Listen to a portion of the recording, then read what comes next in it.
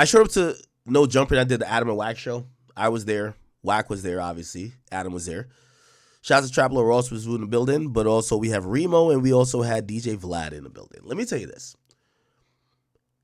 I had some ethical and dilemma questions that I had to ask to Adam, but also ask to other people, including Wack, who were there as well. Here's the question I had to Adam. By the way, do I in any shape or form blame the arrest of Big U and Loose Cannon, Brick Baby, and among others on any of these guys? No. But I do believe that that platform, as could be seen in the indictment, is the place where corroborations are being had. Except, here's the problem. No Jumper is building, it's built his entire backbone these days around gang stories. So I asked Adam, because I knew for me, if it said someone got indicted based on shit we do all the time, we'd probably stop doing it, especially if it's our mans. Brick Baby was Adam's mans. I've heard many stories of Adam going out in the town and Brick Baby holding him down. Brick Baby was a guy who was really respected by Adam. Essentially, not all, but some of the stuff that Brick Baby went down by was by content on No Jumper. He wasn't charged with content, but it was definitely looked at as corroboration. We'll get to the whole Big U thing, but let me play a little bit of what the attorney, the assistant attorney, the assistant U.S. attorney said about this case, and then we'll get into it because we got the whole documents. Los Angeles to further his own criminal enterprise. Henley Jr. Now, Henley, I'll just let it play it in full. Announced federal criminal charges against Eugene Henley Jr., a career criminal known as Big U, who used his contacts and leadership role in the Crips criminal street gang, the entertainment industry, and a youth charity to further his own criminal enterprise. An enterprise that engaged in murder, extortion, robbery, human trafficking, COVID fraud, and other felonies. Mr. Henley and several other individuals linked to him and his criminal enterprise were charged in a criminal complaint with federal racketeering conspiracy. Mr. Henley is a fugitive and he is currently wanted by federal law enforcement. Other individuals linked to his criminal enterprise were arrested today, approximately 10 defendants who are charged in various indictments. Again, Mr. Henley is a fugitive. 4 defendants are in state custody and will be transferred into federal custody, and we are still seeking Mr. Henley and another fugitive. The Department of Justice's top priority is eliminating violent crime caused by criminal street gangs and organized crime. These organizations cause a tremendous amount of harm in our communities. And today's arrests are part. Okay, he's yapping. Let's get to some details. Defendants are presumed innocent until proven otherwise. Let me talk a little bit about Mr. Henley and the street gang here. As I said, Mr. Henley is a widely known leader within the early 60s.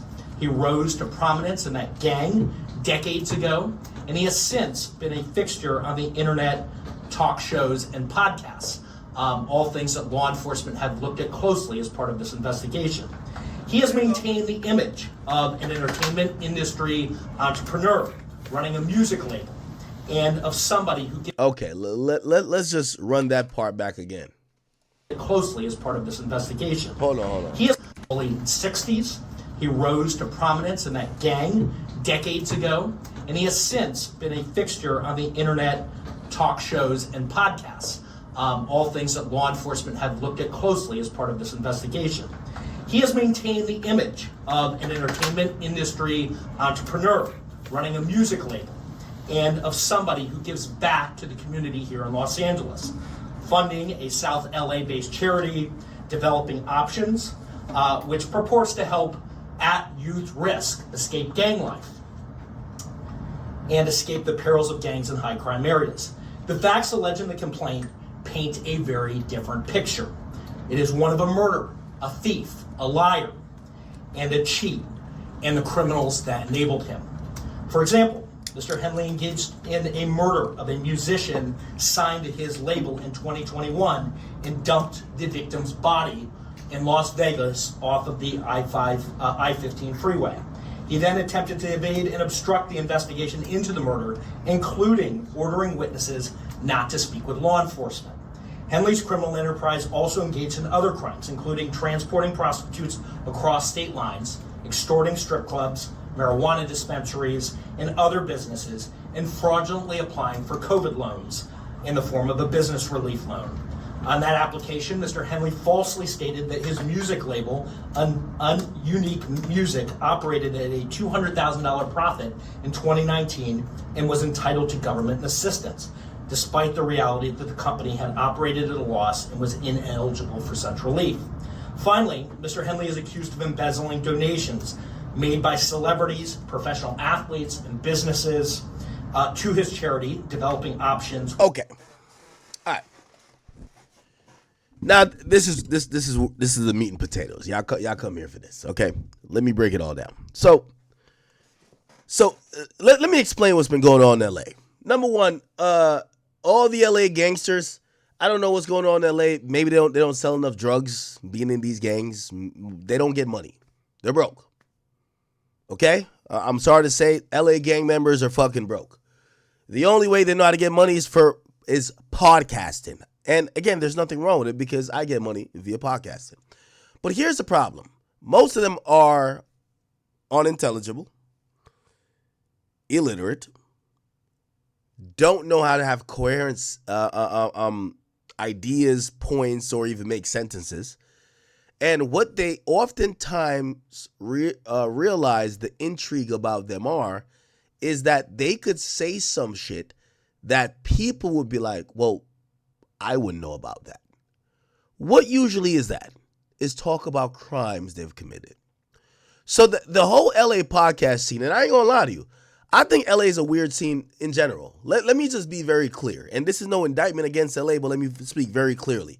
All you niggas that's on LA podcasting, y'all have definitely, y'all have celebrated and enjoyed this luxury of the feds and other authorities and policing bodies not giving a fuck about y'all for whatever reason. Here's the reality of it. Y'all throw up everything on y'all fingers, this and third, wear colors. If 3 niggas get shot in New York City and a nigga screaming out some subsection gang, that's a RICO. New York don't play that. That's why K-Flock locked up, Casanova, 6ix9ine, they don't play that. There is no nigga that gets to say he's in a gang and that gang kills or does anything and that entire gang don't go down. Only in LA. So I've always thought because of LA, how vast gang culture is, they're impervious to what happens in other parts of the country. Okay? I'm telling you, every single gang in New York City, from GS9, the Woos, the Chews, everybody went down. They're not playing it. It's New York City. As soon as you think you popping, one of your ops get dropped, it's over. In LA, well, with all due respect, I got to keep it 100. I don't know if the LA niggas get cracking like that, but they got to. I guess so, because I see a couple of people died. Slim 400 died. Draco the Ruler got stabbed up, so I guess they do.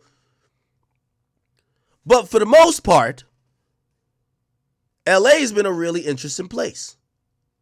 Y'all are the home of gangs. Y'all talk crazy about whatever, but we don't see RICO indictments. Now, you know RICO indictments are meant for the mafia, but really now it's been translated to black gangs. When you start linking yourself up with another nigga throwing up the same symbols, calling out the same type of words and, colloquials that kind of identify y'all, this is how you get yourself jammed up, because the crime of your comrade becomes your crime. It's guilty by association. We see it in many other places. Young Thug just went through it. You tell me niggas in LA ain't claiming whatever gang they in more than Young Thug? Exactly. But from time to time, the feds do pop in and, I guess, they'll do it at times, but not often in LA. There's now a RICO complaint announced. Now, I need to explain everything to y'all, and I'm going to try to do it in layman's terms. So fuck what he was talking about. We're not going to get to the paperwork yet. Listen to my voice. I personally believe, and I'm going to tell you what I believe versus what I know as a fact that you could know what to. If I say I believe, you can say, oh, you disagree. If I say I know is a fact, you can't disagree with actual paperwork and the facts.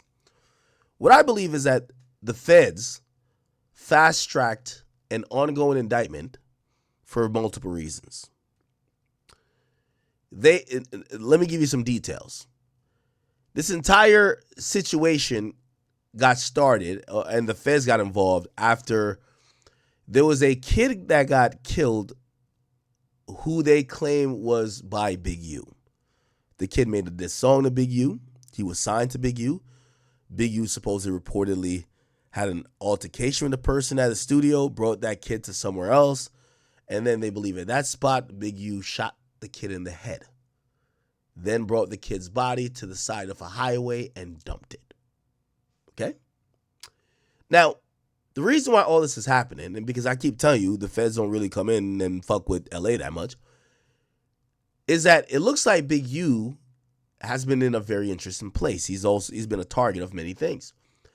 Not only has he been going around bragging that he's like, like the Crip version of what Suge Knight is, people are looking at him to be like, yo, okay, if this is, he's been a community leader as well. So when you get to be extra OG, you get to be a community leader. So Big U was running this organization called Development Options, but was also working through what they call a grid program where it was getting paid over like $540,000 a year.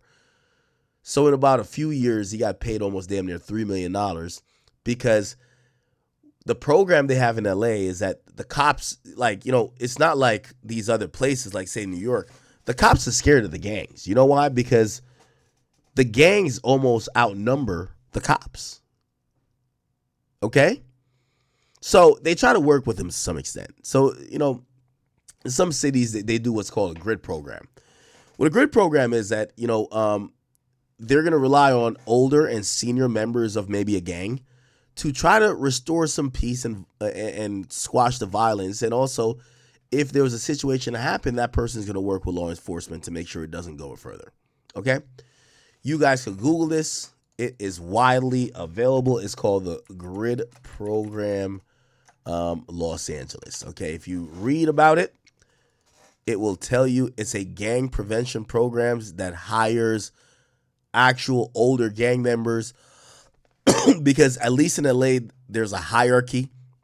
They do care about what the older heads say as opposed to other places.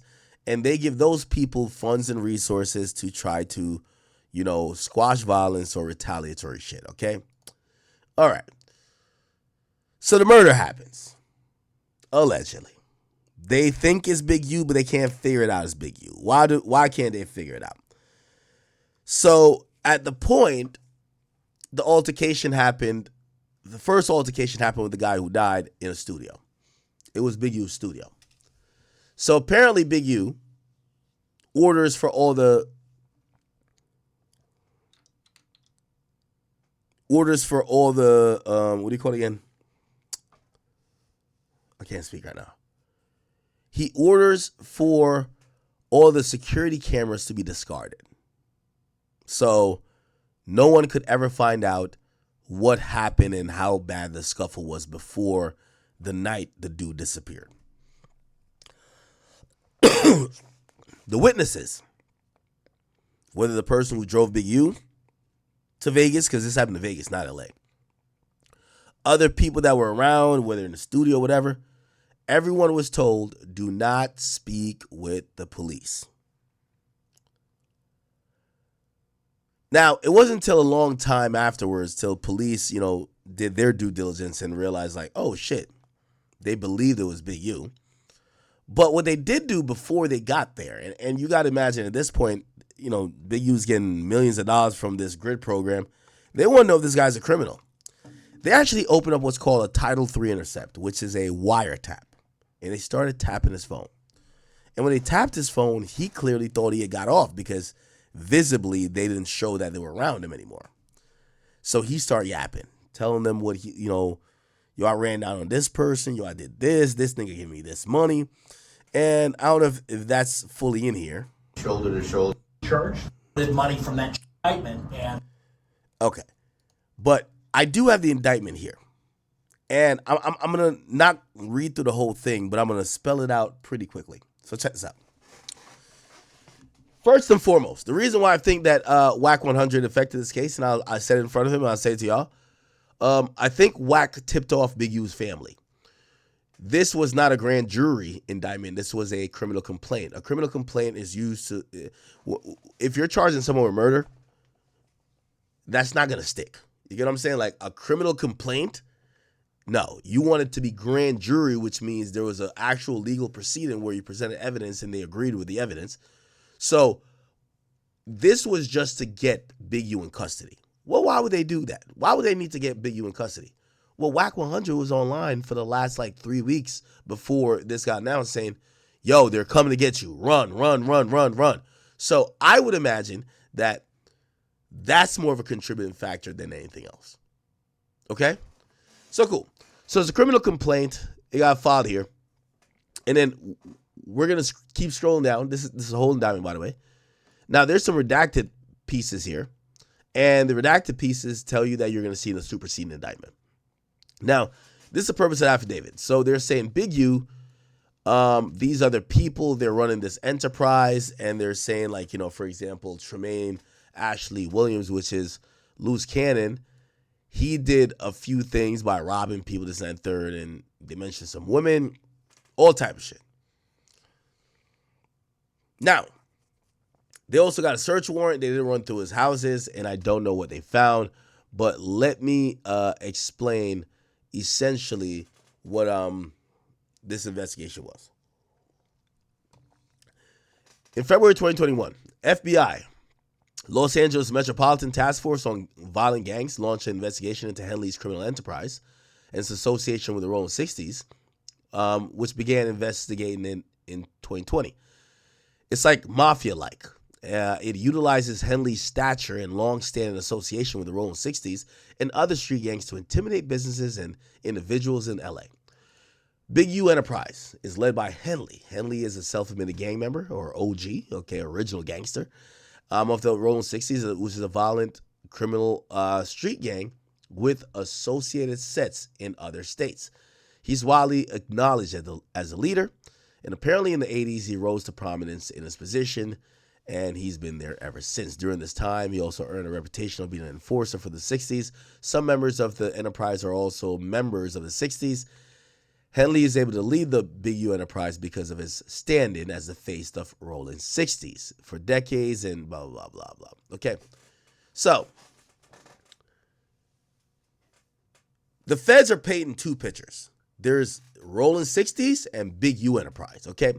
So they then say the associates of Rolling 60s and other criminal elements for mutual benefit, but the Big U Enterprise is a distinct and independent criminal enterprise engaged in criminal activity. Members and associates of the Big U Enterprise are engaged in legal activities including extortion, robbery, murder, human trafficking, wire fraud, bank fraud, other financial crimes, obstruction of justice, illegal debt collection, illegal gambling, conspiracy to commit fraud via illegal gambling, and also other offenses in furtherance of Big U Enterprise for the benefits of its members and associates. So it says forth, okay. I'm not trying to bore you guys with details. I want to get straight to it. All right, cool.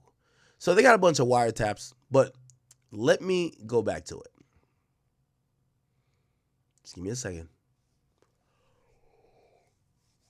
And by the way, yes, Brick Baby's name is in this too.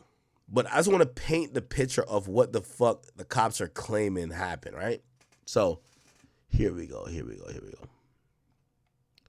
Let's start with the murder.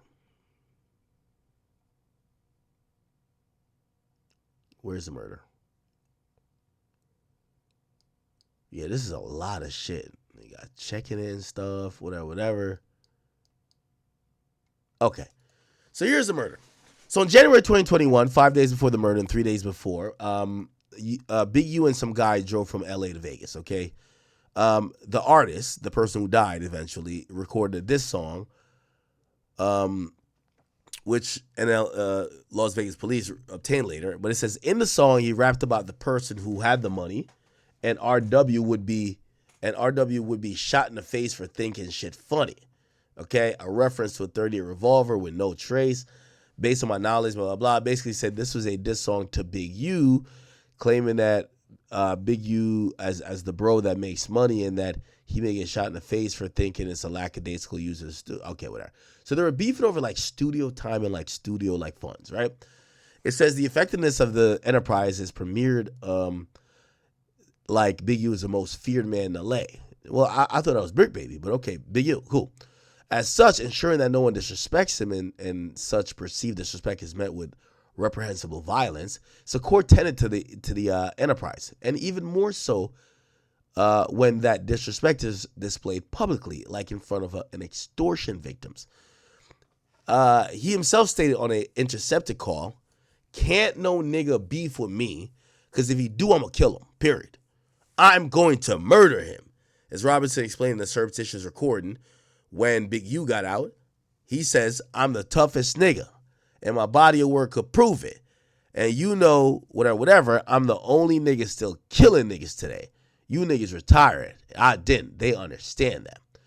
So essentially, they're saying that Big U kind of admitted to being a murderer himself, right? Now, let's keep going. Because the Big U enterprise existence relies on and thrives on the fear of violence and perception is paramount, Witness 2 explained that Henley, through the Big U enterprise entity Unique Music, was using Witness 2's expensive, valuable studio to record the Big U enterprise artists for free, based on the fear and power dynamics imposed over Witness 2 by the Big U. Okay, this is a lot of reading, bro. I mean, I get what it is. Yo, the dude made a diss song to Big U at the studio. Big U didn't think he was going to get like that, but it did. The night before the murder, Henley's phone location and date and witnesses showed that he arrived at an Airbnb. At this time, the Airbnb was staying in prior to the homicide, was in the middle of the night, and Henry, through this, was paying for the Airbnb. The surveillance footage in front of it showed that a gray or dark silver sedan arriving there and leaving shortly after. The surveillance video also showed Henley at the Airbnb. Okay. So, again, we're explaining this murder before we get to, like, some of the juicy shit. On January 24th, 2021, the night of the murder, okay, approximately 7:04, Henley, which is Big U, arrives to the studio. According to witnesses, around 8 or 9, so now it's an hour or two. The guy who made this song about him, RW, heads to the studio, okay? And recorded a song approximately until 11, so now it's 11 p.m. On January 25th, 2021, approximately 12:37, Henley, which is Big U, left the studio in a dark gray Lexus, which he and Robertson had driven to the studio, and it was no longer the studio now. Okay, at approximately 1 a.m., Henley's phones stopped reporting, which means he probably turned off his phones. Stopped reporting location data of any kind, with the last data recorded within the vicinity of the studio. At approximately 1:13, the surveillance footage at the Airbnb again revealed a dark or silver sedan arriving to the Airbnb. RW exited the passenger side of the vehicle, entered the Airbnb. A few minutes later, at approximately 1:20, he exited the Airbnb with a suitcase, put the suitcase in the trunk, got in the dark or silver sedan, which departed. The Airbnb, though, was rented for another day. RW was not set to leave until a flight was scheduled for the next day, and both of Henley's phones did not begin reporting until that date. So, chat, just to simplify it, they're saying that these guys were trying to conceal the fact that they're murderers, right? So they're saying, yo, we knew what was going on with Big U and like whoever else that supposedly killed someone, but Big U is not telling us shit. Okay? All right. So Airbnb was ready for another day. So they didn't have to leave. They said based on the investigator test drives or research from the drive to the studio and Airbnb would take about 17 minutes. After Henley's phone stopped reporting data, when they arrived in the vicinity of the studio, the dark sedan arrived with RW at the Airbnb for 15 minutes. The drive from the Airbnb to the location where his body was found was this. Give me 1 second.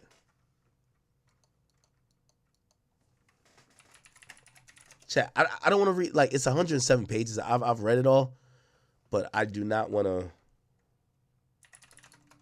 bore you guys with the laborious details, okay? Give me 1 second.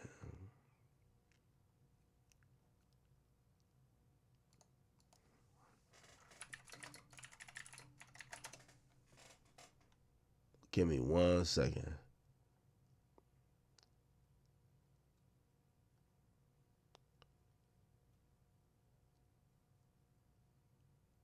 Where is it at?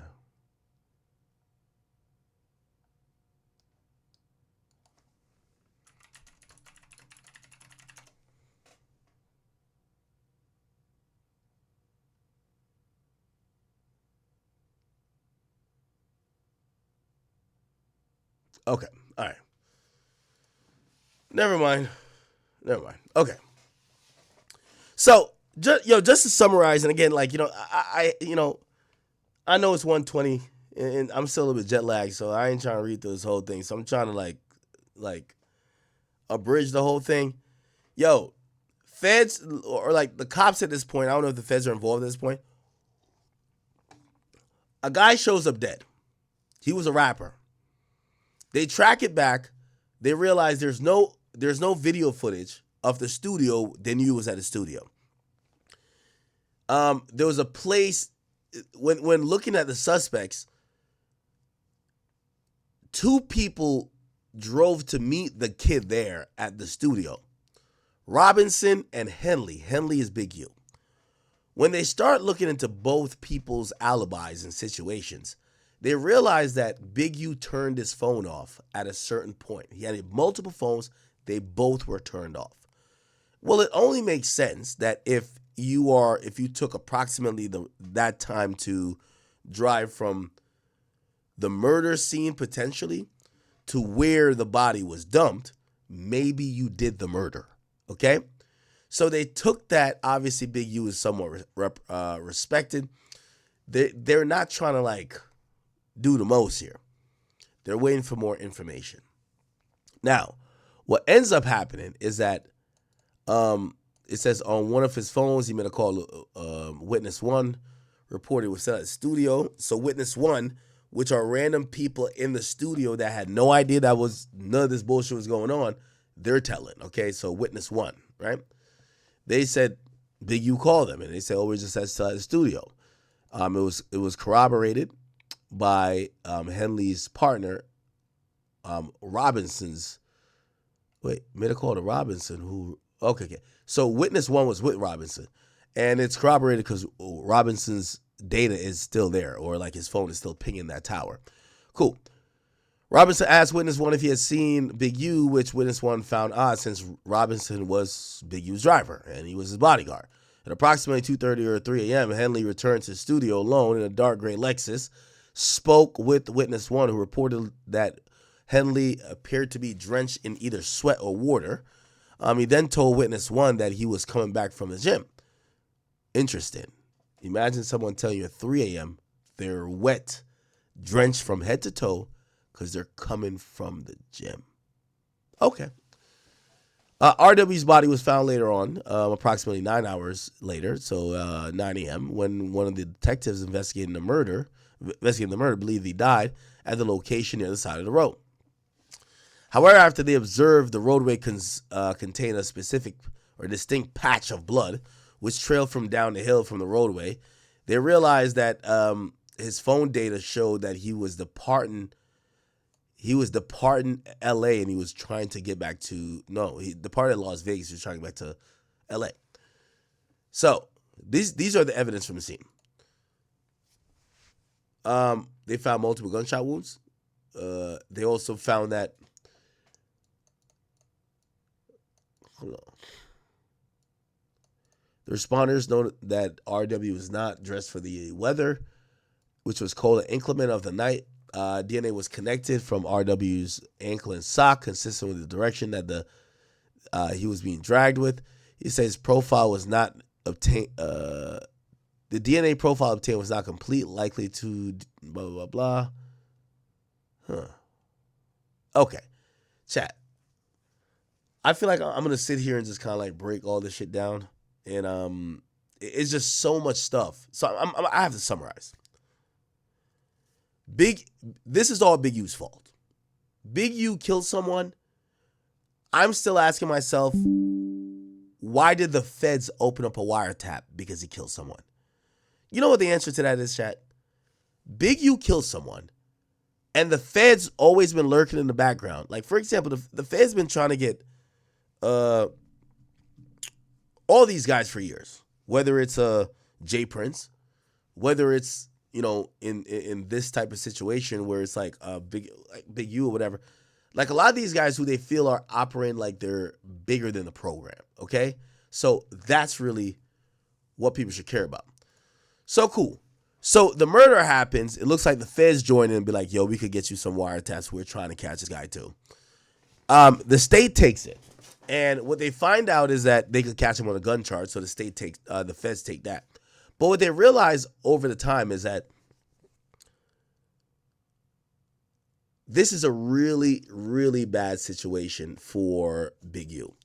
Because not only did he allegedly kill someone, he's a guy who went out and he's kind of holding down this whole mantra of this West Coast and checking in shit. But the main crime that they have you for, that's going to give them all the details for the other crimes, is essentially because you're not involved. You know what I mean? And what I mean by not involved is like, the murder got everything hot, and then everybody had to ask you to do some shit, which you never did yourself. So now the wiretap that was on you told on everybody else. Now, am I saying that Big U told? No. But what I'm saying is that Big U's actions, or his alleged actions where someone got killed, is the reason why everybody's getting indicted. There was wiretaps up on Brick Baby. There's wiretaps up on most of these guys where they know exactly what's being said. And the reason why they know what's exactly being said is because this motherfucker Big U did some shit where the police opened up a wiretap against him. You know? So, by the way, here's the thing. Attorney Joe McNally, for any questions, follow up. We'll take any questions. So Henley is still on the loose? He is. Do you expect to snag him today, or is this something where he's gone? Yeah, I think all I can say is that look, he is the leader here, and hey, real quick, I think I missed this as well. Yo, listen, could I just shout out to my man DJ Ghost? Hey, I just want to shout out my man DJ Ghost. Thank you for the 100, my brother. Yo, DJ Ghost put me onto so much valuable information, especially, you know, I'm usually a fish out of water when covering LA. He always told me about the parameters. He always be like, yo, Ak, yo, stay away from that, bro. Yo, Ak, yo, they're going to look at this way, bro. I love you, bro. Trust me. I love you. If I'm telling you, don't say this, they might get offended. I'm saying it with love. The reason why I appreciate my man DJ Ghost. Did I say DJ you? I said DJ Ghost, right? If I said DJ you, I'm drunk. DJ Ghost. Let me tell you why. Number one, I've always said I've respected his commentary and his reactions when it came to giving a West Coast perspective. I often shouted him out because there was a time people wanted me to give a gangster perspective, and I'm not gangster. I just can't. Like, I could try to act gangster. That's not me. So I always told people, like, I watch him. Go check out what he got to say.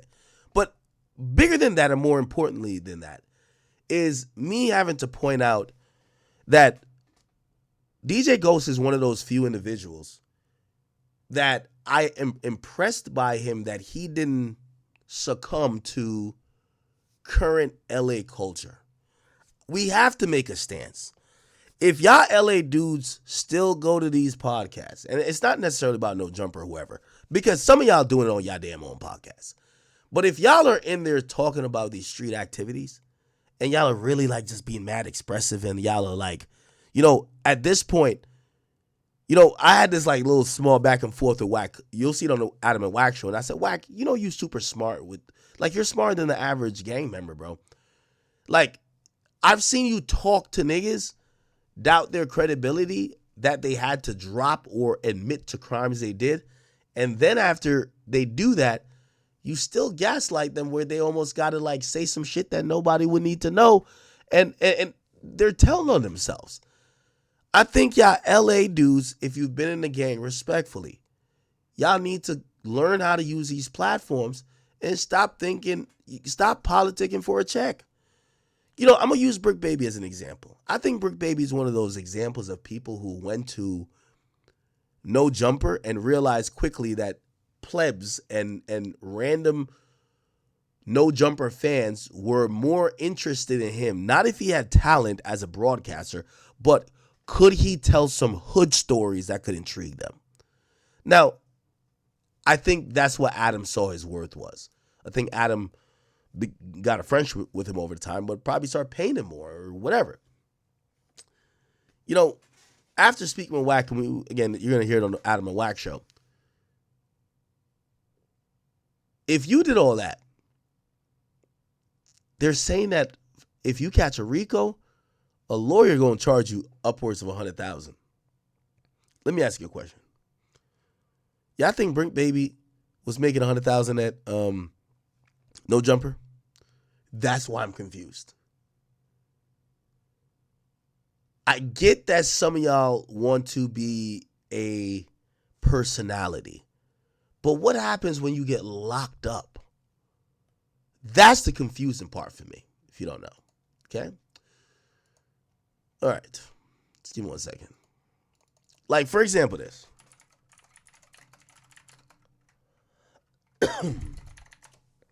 Look at this, chat. Like, yeah, y'all have to see this.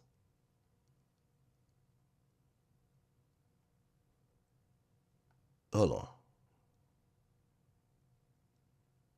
And by the way, no shape or form am I blaming this on it's no way, shape, or form I'm blaming this on Adam or even Wack, but it's like, bro, like, wait, let me see if I can find the clip. This right here is some of the, I ain't gonna lie to you, fuck good cop, bad cop. Look at timing. So he yo, I want you to look at Wack 100 Face's entire clip. And I'm on a phone. He FaceTimed me. So he FaceTimed me and stuff like that. He was like, Nipsey just got killed. I'm like, sick, so I didn't hear that. So I hang up with him. I called Nipsey and I'm like, Nipsey, what's up? He was like, oh, what's up with it? Nipsey answered. Nipsey. I got it. By the way, this is how you know No Jumper even feels some accountability. They took down the clip. They took down the clip later on. No Jumper, Wack 100, loose cannon. I gotta try to find that clip. That's an epic clip. It's a throwback clip still. But I think they took it down from their first interview. Is it this? Nah, it ain't this. It gotta be Wack wearing this outfit.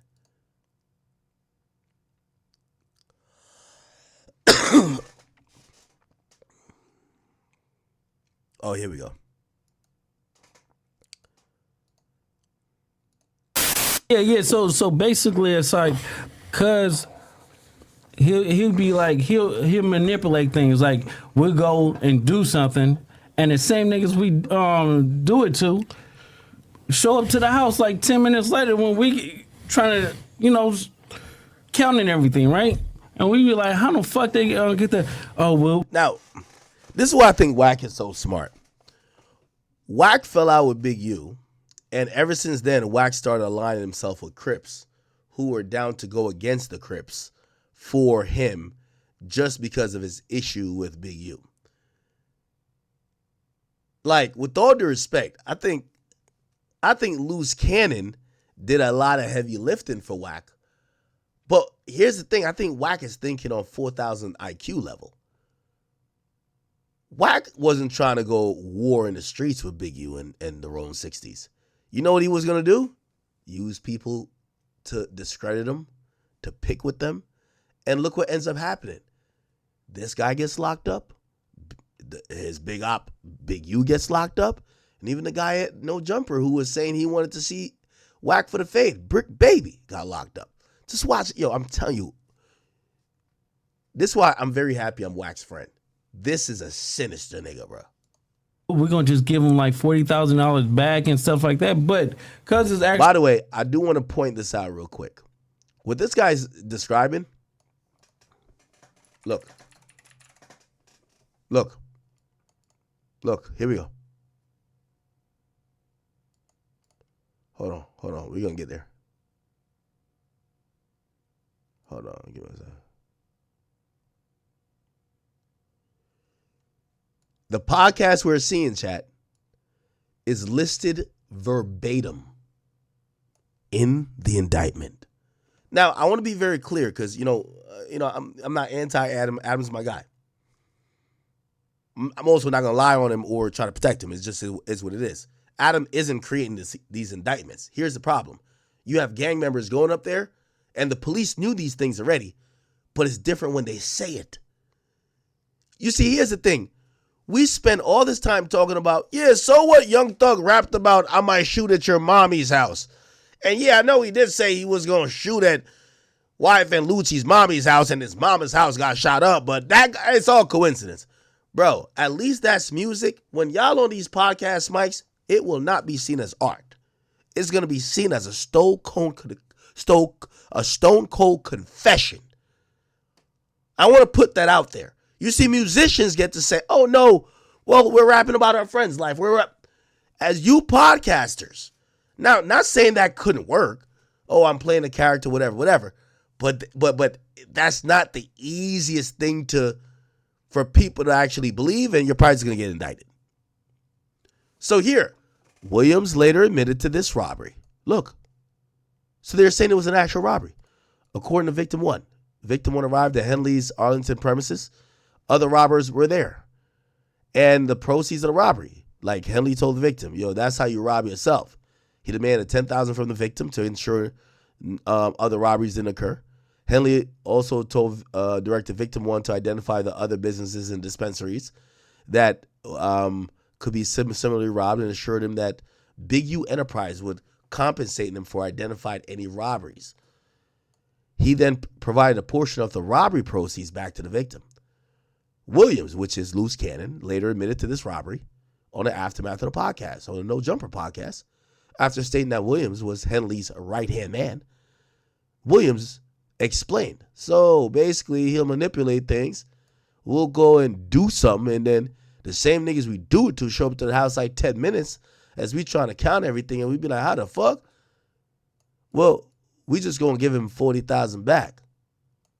Wack 100, who's a rival, was also on the podcast and stated, you know why he wanted to give the dude back the 40, right? Because he was going to make dude give him 20 for getting it back. Loose Cannon says, of course. He did that too. Two famous rappers.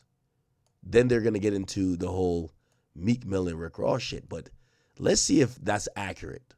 Knowledge back and stuff like that. But because it's actually putting us in paperwork, right? Here we go. And like doing like same niggas we because he'll be like he'll manipulate things. Like we'll go and do something, and the same niggas we do it to show up to the house like 10 minutes later when we trying to counting everything, right? And we be like, how the fuck they get that? Oh, well, we're going to just give them like $40,000 back and stuff like that. But because it's actually putting us in paperwork, right? And like doing like real police shit. I seen the nigga get like 20 guns. And when he got 20 guns, he's selling them to the homies. Yo, Wack looking at this nigga like, I cannot believe you're saying this shit right now. But I'm like, why are you writing down the serial numbers? So it's like he was doing like shit like that, and I didn't catch on. So it was like I'm waking up now. You get what I'm saying? Because I'm high tech shit. I'm his right hand man. You get what I'm saying? So when it came down to like dirt and stuff like that, I'm gonna get it. You get what I'm saying? And then like one day, you know why he wanted to get a dude back to 40, right? Because he was going to make dude give him 20 for getting it back. Of course.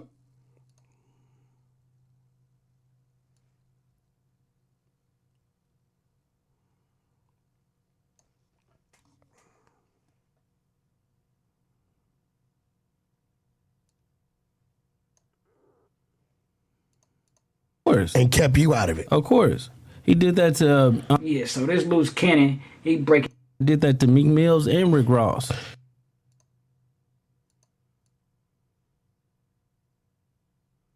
RR, Rick Ross. MM, Meek Mill.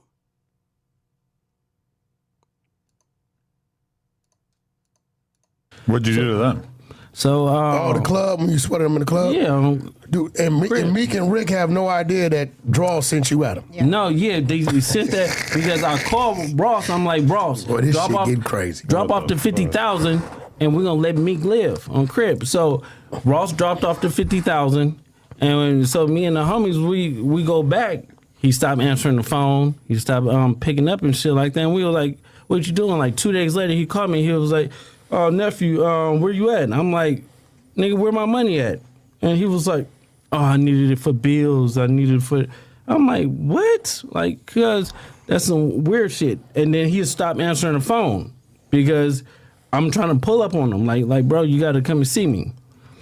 So all these incidents are kind of like lined out in this whole thing, right? And then it's like we were doing a TV show. Like, So I wonder if they box me. Okay. So that's one of the things that they're mentioning. Now, there's a part where they're mentioning another thing. And, you know,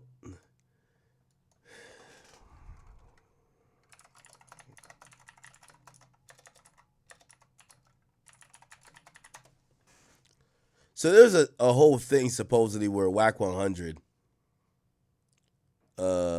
clashed at a parking lot with the 60s like 2 years ago. What's good, man? About this video now. Hold on. Here we go here. All right. Here's Wack 100. By the time they get past me and realize it's me, they all on the passenger side. Most niggas would have got on the gas. I'm 75 deep in this bitch. I jump out with big nuts. They see what's going on. Nigga, what we doing? It's 3-4 of them niggas right, but it's in their skinny jeans. You can see, you know, they still about 70 yards from where they want to think they gonna catch me at on the other side of the parking lot. So I ran into them and disrupted their little play. So now it's me and 20 of them. I tell them, I'm only gonna be able to kill about 9 of you niggas. If any of these niggas with some guns in their pockets got some heart, they'll get to it. Y'all winning the long, but I'm gonna kill 9 of you niggas. What we doing? They leader is there. I tell them, I'm gonna kill you first, nigga. What we doing? It's a nigga named Bang on this shit being Good Burger.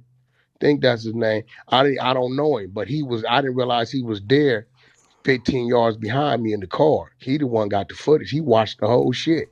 So it was 20 of y'all wanted me. One of y'all was supposed to die about it, my nigga. That's where it goes since y'all come to get me. But I seen a nigga take the phone out. I said, please record this and put this out. One, it's gonna make it look like what I always say, just gonna be a bang out.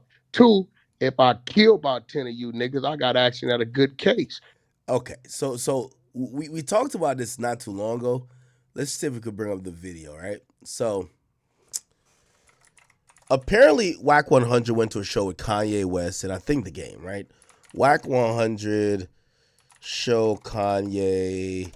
Yeah, let's see if we can find it. We played it on here before. It was this, right? So The Game was performing. Wack was off on the side of the stage. If you don't know, that's Wack right here. And then Kanye is right here. What ends up happening, Wack leaves this. Supposedly there was a punch fired in the back of the stage back here. Some people claim Wack got punched on, but I mean, he came back out where you could see him and he didn't look like he was bothered or nothing. So I want to say he didn't get punched. Anyway, he was bringing Kanye through the crowd and somehow, somewhere, he was confronted later on in a parking lot where supposedly the Rolling 60s, a bunch of them, including their leader, Big U, was trying to do something to Wack. Wack supposedly pulls out a gun, tells them, yo, let's all die here. If I'm gonna shoot you first, Big U. And no one ended up getting shot. Wack eventually left. But let me. She loved my way through the Mama named me that. Okay, you can't really see much there. I'm trying to find that actual clip. Wack 100.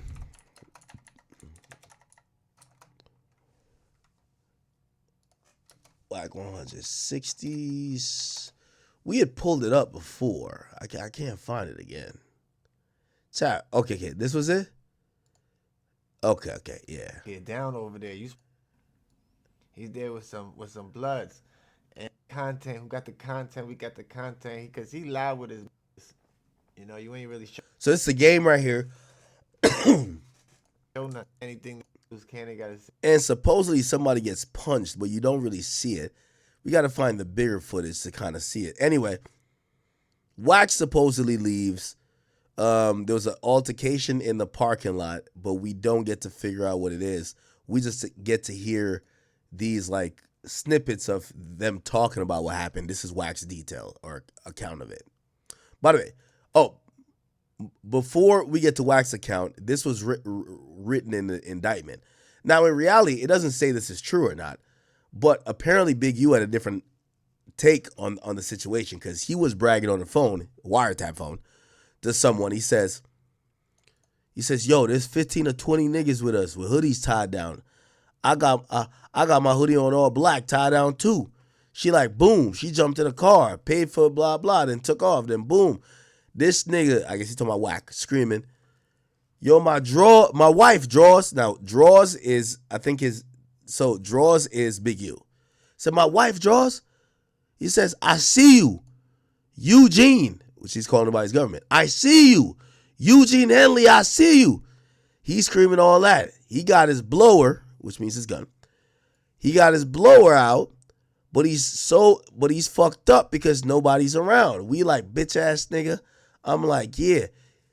He's like, man, I die here, whatever. Don't do this. My wife and kids in a car. Draws. Don't do this. So according to Big U, he says Wack called a plea. This is Wack's detail of the story. If I kill about 10 of you niggas, I got action at a good case. So nigga, let's get to it. It's a Mexican standoff. It's your move. It's 20 of y'all. I can't move. I got to hold my fort. But that picture you see me with out the car, that's because I got out the car. Most niggas would have locked them doors. I'm in a red-eye Hellcat with 800 horses. Most niggas would have got through that arm. Fuck the windshield and everything. Nah, that ain't what happened. So put it out. But damn, I got one question, man. Put it out. Question though, brother. Why you say, nigga, you was with your family and you said, nigga, he gave you the drop. He fucked with you on some extent. And he told you. Hey, bro, let me explain. Okay, so it looked like he was with his family. This is 2 years ago, so it's not like this is after post-indictment where we could see the details there that Big U was talking about. Because Wack's the only one that really talked about this that much. So 2 years ago, it looked like Wack was saying he was with his family. Say something to you. I wasn't talking to them little niggas. Let me tell you what that meant. Look out for you. Let me tell you what that meant. I'm setting the playing field. He know about mine like I know about his. So I'm letting him know so I don't hear later on, I didn't know that was your family in them cars. They wasn't in my car. I'm telling him, yo, let them cars go through, nigga. That's my family in them cars. They went through. Them cars went through, nigga. I didn't go through with them. I'm setting the playing field because if you want to make the decision to make that decision while they still there, understand ain't nothing safe no more. But if we gonna do what we always did, coming from all... Oh, I didn't know that. Okay, so he's saying that his wife and kids were in another car, not his car. I thought they were in his car. Our era, you gonna let them get out of it, then we get to it. I didn't jump in my motherfucking car and speed off behind my family, my nigga. I got them through. Oh, and maintain my position. Nah, but why you throwing all Corrupt that under the solid. bus I'm is what talking. he's Hey, bro, saying, man. what's No, it's going just on? real, What's bro. what? It's just real shit. Hey, listen. I know. One question at a time. Go ahead, Raheem. Nah, Wack, I got all that. I got you on that. All that solid. But I'm saying you said a brother from another set, not yours, put his neck out there to let you Man, know. fuck that 'Cause nigga. he He from fuck with. his set. He need to be dealt with. He from them niggas set. He a snake. I'll never trust that nigga. It ain't about trust, but you had your family and he gave you a shout out. Why would you throw him Nah, under bro. the bus? We wasn't think he just let me know for a reason. But he playing the 52 because he go on stage and act like he was on some other shit. I catch that little nigga. He ain't nothing. I know what I'm gonna do with him, but I catch up with him. I've been knowing that nigga 20-some years. I ain't too much I can do with him. The nigga's 80 pounds. He's an alcoholic. Okay. Hold on, fruits or fronts or whatever you. Eye circle Bro, like it put was that my on eye. power. Bro, we So only was it hit my you head about or 3 my times. eye? I Bro, put we that only on hit you your about raggedy 3 ass times. mama's Put that on pussy. You didn't pyro, touch bro. it. Nah, That's all you gotta do. Nigga, when you came up them stairs, nigga, my Ooh, face. somebody's put that confirming. on Here we go. pyro. Hey, look, all you gotta do. By the way, this is caught in the indictment. Like, this is in the indictment, Chad. Right? We ain't gotta do no yelling. We ain't gotta do none of that, bro. Put that on pyro. Who is you though, bro? This is Tiny Draws, Cash. Well, what are we talking about? We talk about what happened when you walked up them. Okay, so Eugene Henley, his name is Draws. There's somebody named Tiny Draws. Who the fuck is? I gotta Google gang names and shit. Tiny Draws. Who the fuck is Tiny Draws? Yo, listen. So I come in here to listen to y'all. You put everything else on Oh, okay. This is it. Stairs, nigga. Put that on pyro. What happened? You didn't get smacked in your head and you didn't get socked in your face. Nigga touch me, nigga. What you bro, talking put that about? on pyro. Why you nigga? You want me to put send that a on picture? pyro? Hey, you didn't. You or man, no other put nigga. Man, look, bro. Put that on pyro. You or no nigga ever touch man, me. look, I'm not, bro. Your We ain't got to do Uncle all Big that. Just put that on got drew down on. You put everything on pyro. Put that on pyro, nigga. When you So Big Draws, I'm guessing is Big U. Came up them stairs, nigga. Need to smack you in your head. What? Put that on pyro. My head. Where you nigga, put that on pyro. Put that on pyro. You didn't run on that stage, nigga, and jump off. Picture with my eye circle bro, like put it was that my on eye. pyro. Bro, we only hit you about 3 times. Bro, we only hit you about 3 times. Put that on pyro, bro. That's all you got to do. You put everything else on pyro. Put that on pyro, and nigga didn't smack you, nigga. That's on your mama. Put that on pyro. That's all you got to do. My nigga. Yeah, all right, my nigga. Baby, you know what time it is, nigga. And this won't be the first. Time why you on the internet? Yeah, man, come on. You know what time it is, nigga. If it's that Oh, so this is Big U's nephew. time why you know what time it is. Let me Google Tiny Draws. Is he in the indictment? Oh, he's not. There's a bunch of draws in here. No, is that Wack on her? Oh no. Yeah, it's a bunch of draws. But no Tiny Draws. Is my nigga, stop all the games, bro. Stop all the internet shit. Stop the internet shit, nigga. Why you left the show early. Oh, forgot you left the show early. That shit that happened to you in the garage and the shit that happened to you on that stairway is two different incidents, nigga. In the garage? Just see if we tell nigga, the two things that happened to you, you got caught in the garage. What happened to me in the garage? You got caught backstage, nigga. Two different incidents. What nigga. happened to me in the garage? Come on, my nigga. Corrupt didn't tell you nothing. You won't hear capping, nigga. What happened to me in Corrupt the didn't garage? call and tell you nothing. You capping. Because Corrupt was on that stairway right with us, nigga. Tell me what happened to me in the garage. We came down the stairs. You was coming up the stairs. You was with Kanye West, wasn't you? He had just walked off stage. You thought you was about to walk the nigga upstairs. We met right there at the stairway. We didn't say no words. We cracked you in your head on neighborhood Crip, nigga. Yes or no? Shit, Put that on pyro. What are you talking about? Put that on pyro. That didn't happen. Put that on pyro. That didn't happen. There, bro. How Put you that on pyro. That that, bro. I'm not doing all this weird shit. Put that on pyro. Okay, though. so you said that happened on the stairs. So watch it. What happened in the garage? It happened on the stairs, nigga, and then you ran to the stage. Then? You, the tall nigga with the penalty. I'm trying to establish something. Man, look. What happened in the garage? Go ahead, man. Go ahead. Go ahead. Get your lies That's my off. point, little bitty. You ain't put nothing on Pyru, though. That's on Pyru you ran, nigga. Nigga, keep Pyru out your mouth. Nigga, I'm going to keep saying it. You ain't going to do nothing. You had the chance to do something, Mr. Standoff. Bro, it was 20 of y'all. Come on, it wasn't 20 of us, nigga. On my mama, it was 20. Nigga, you was talking about the parking garage, nigga. How many of it was Come on, man. It wasn't 20 of us, my nigga. How many niggas was it before I put the bro, video? It wasn't 20 of us, my nigga. Stop the lies, bro. Put that on 6-0, I let the video go. 6-0 wasn't 20 of us, nigga. So it wasn't 20 niggas in the garage. No, it was not 20 niggas in that motherfucker. Yo, I ain't gonna lie, man. Feds gotta love Clubhouse and they gotta love like podcasts that's just talking all this shit. In venue. It was not 20 niggas in that venue. 20 niggas in that garage. It was not 20 niggas in that venue, I want to make this clear, bro. I will release this footage. Yeah, release it. So it wasn't release it. You always talk about what you gonna release. Just like you said you was gonna release something on Nip. You weird, nigga. 20 of y'all. Hey, man, look, bro. Ain't nobody got time for all these weird ass shit. You keep up this internet shit, and we gonna keep hollering at you in the streets. Are you saying the classic Wack? Wack about to sidestep the fuck out of this nigga. You keep this internet shit up, and we gonna keep hollering at you in the streets. You ain't finna holler at nothing. Man, all right. We done hollered already, and it wasn't how it's supposed to go. We done hollered already. You niggas. That was the wake up show. Why didn't you? That was the way you left the venue early. Ask your audience. Tell Blueface to put that on Schoolyard. Tell OT Genesis to put that on Long Beach. Tell nigga your artist game came to Deja Vu and came to the strip club with the Rolling 60s after we did that to you. This shit is hilarious, man. Hey, let me ask you a question. Did Game come to Deja Vu? I don't know what Did Game come to Deja Vu and party with the Rolling 60s? Game was already booked for Deja Vu. He was going in with who you think booked him? You weirdo. Who you think booked him, weirdo?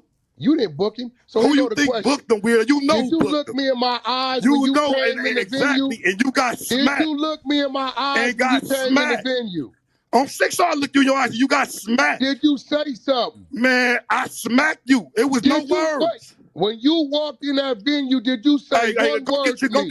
Go get your little tall black friend that pump fake that saved your life. Did you say one word to me when you looked me in my eyes?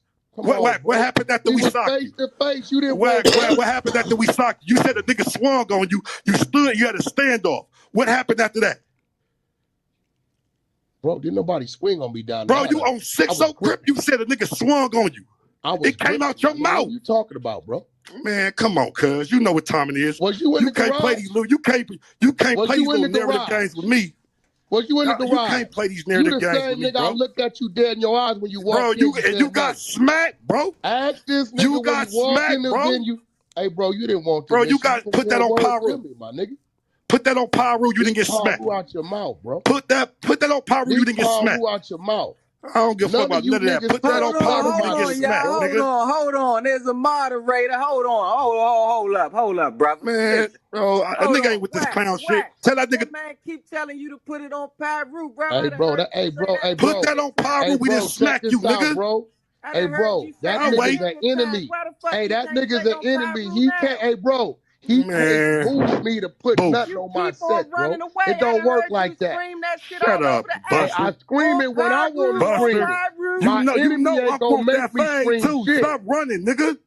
Running? You talk about you was with your wife and kids. The nigga said he was in a BMW truck parked right behind you, nigga, and said you was solo bolo. Which one is it, nigga? Like the kids were in 2 different cars, you stupid man, ass nigga. Shut up, nigga. You lying. You stupid or something?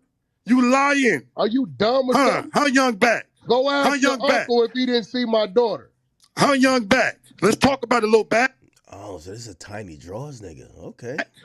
Another story we gonna talk about later. What's the other boss got to do with something? I'm talking about that paperwork. Nigga, you know exactly what I'm talking about. You saying I'm on paperwork? Yeah. Bro, am I lying? Put that on Pyru, you not. Wax on paperwork? Put that on Pyru, you not. Put that on 6-0 wax on paperwork. On 6-0 Crip, nigga, you on paperwork. Put that on Pyru, you not. You put it on 6-0 on episode 60. Man, put that on Pyru that you're not on that case. Produce it. Put that on Pyru that you're not on that case. You know I'm the one got told on, Put that on Pyru. Okay, so now it kind of now makes sense. So Clubhouse, all these situations, it's an extension of all this West Coast beef, right? Now, the way we could kind of figure this out is like, yo, here's the thing. Just search Wack 100 name up in the indictment. You'll realize that his name comes up multiple times because Big U really didn't like what Wack 100 was saying on Clubhouse, especially about him. 6/5/2022, a consensual recorded call in between Robinson and Henley where he demanded Victim 1 to stop to do business with Big U Enterprise because he was a rat, okay? We got to figure out who Victim 1 is. Then it says 11/15/2022. In talking to a former Pro Bowler, Henley stated he was going to beat the shit out of Witness 2 for starting shit between Henley and Wack, okay? Then it says Henley, and this is in December, it says he needed to break Wack 100's jaw. And then 1/12/2023, he described needing to beat the fuck out of Wack again. And yeah, so clearly they didn't fuck with Wack. This is why this conversation's happening. Paru that you didn't make statements. None of them cases. Put that on Paru, didn't make statements. Put that on Paru. Get in there. That means you should Where the be able to paperwork? produce Bring the this paperwork. now, front. You Don't put trip. that on 6 Don't though. trip. Now Don't you gotta trip. bring You the know what's coming, paperwork. Wack. You know exactly what's Bring coming. the paperwork. Hey, bro. You know must exactly be what's dumb coming as- back. Hey, bro. It's Little a back. book called Murder Rap. Watch this. Man, Hey, come look, on, bro. You know what I'm time gonna do it is, y'all a bro. favor. It's a You know book it. You called can't Murder put that on Rap. Go Paru, to your a nigga didn't iBook. smack you, Mute and the you can't nigga. put that on Paru. Hey, You mute didn't make the no nigga. statements. It's a book Put that on called Paru, Murder bro. Rap by Greg Caton. Man, Go I to don't the care about chapter. none of that. Hold on. Go to the. Interesting. So we get to find out that loose cannon, like, whether him telling stories or this story, which, I guess kind of existed before Wack told it, because Wack and Big U have their own versions of it. These things really do matter in terms of the people who are really the benefiting off of it or they're involved with it. So this is why we're seeing these indictments, man. Yeah, give me 1 second.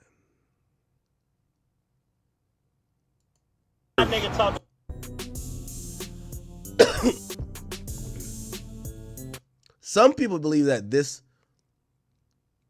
they believe this was a video that was Wack.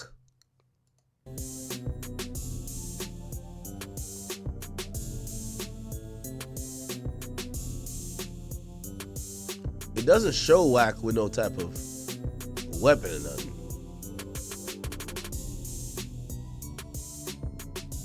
But apparently he was holding something. And then later on, this is Wack Online.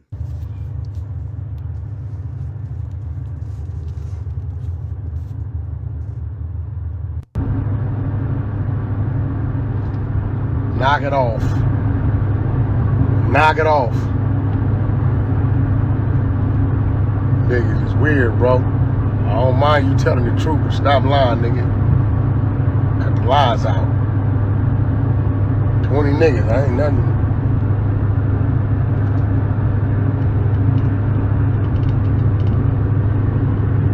Knock it off. Stop lying, nigga. Fuck out of here. Standoff is not an altercation, my nigga. Niggas is burnt out. Niggas know what time it is. I ain't gonna keep speaking. No, niggas know what it is. Knock them lies out to my nigga. You know what I'm saying? We took the video and showed the whole surroundings and showed what it was, my nigga. I'm gonna leave it like that. Knock it off. It's 1:20 in the morning, nigga. Yeah, ain't nothing wrong with me. Niggas talking about you stomp me out, some payout shit, rush me and all this sort of shit, my nigga. One swing and a square off is not a rush, nigga. Fuck out of here with that shit. Niggas knock that shit off, bro. Leave it where it's at.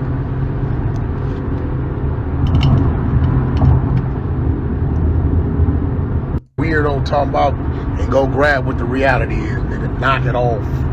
Yeah. Okay. All right.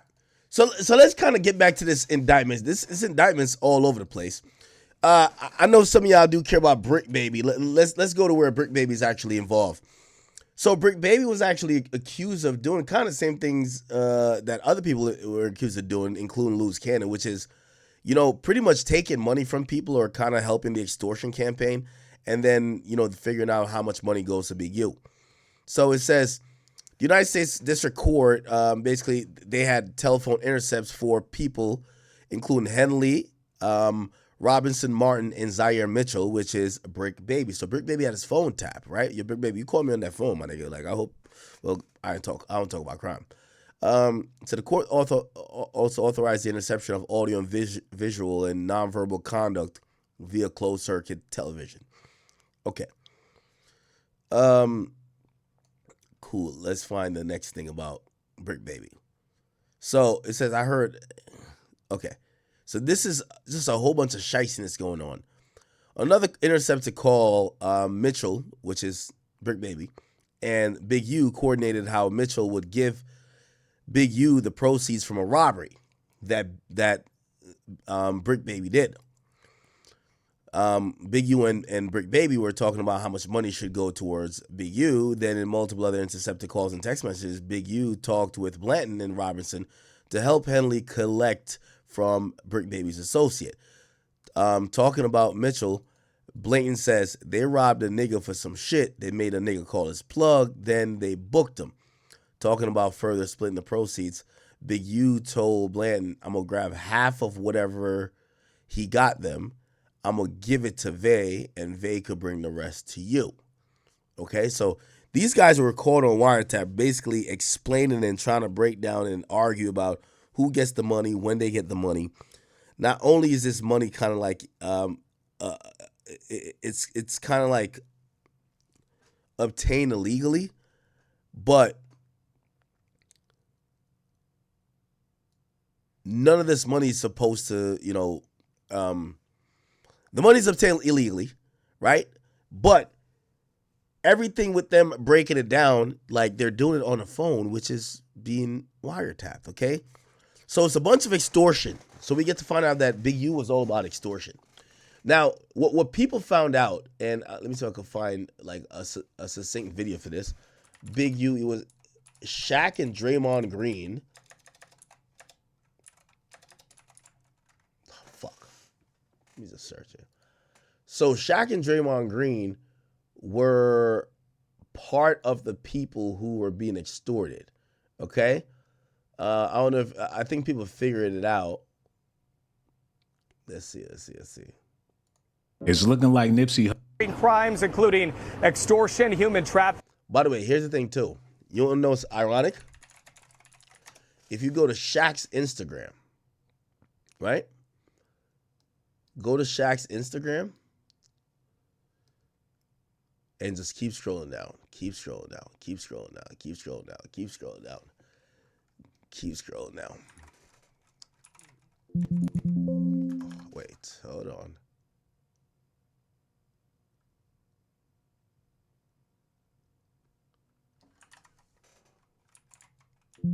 Oh. Fuck, hold on, let me see if I can find it.